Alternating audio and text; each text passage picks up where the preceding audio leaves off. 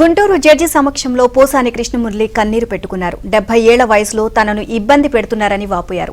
తాను తప్పు చేస్తే నరికివేయాలి అన్నారు.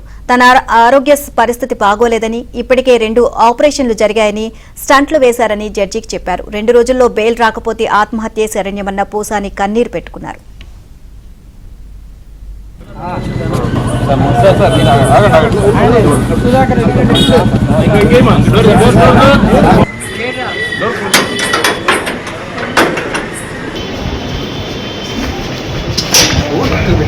ముక్కలు పెడతావే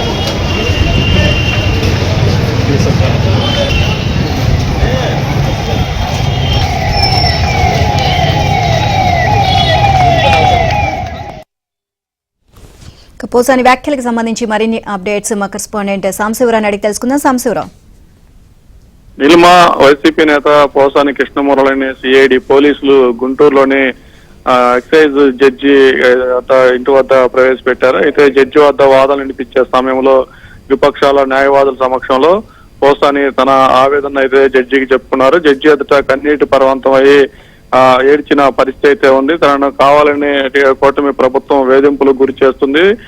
తనకి 2 స్టంట్లు వేశారు. తన గొంతుకు కూడా పెరాలసిస్ లక్షణాలు వచ్చినాయి. గత ప్రతి 3 నెలలకు ఒకసారి తాను హెల్త్ చెకప్ కి వెళ్లి సరి చేయించుకోవాల్సిన పరిస్థితి అయితే ఉంది.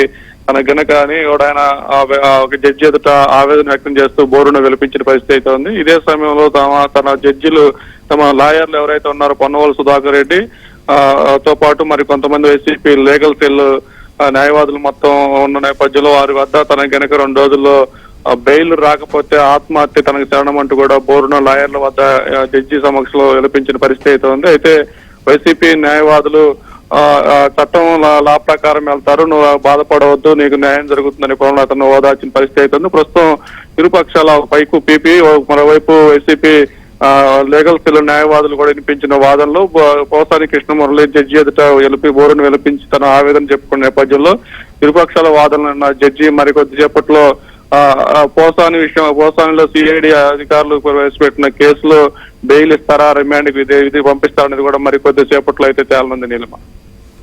Right, thank you Samsivarao.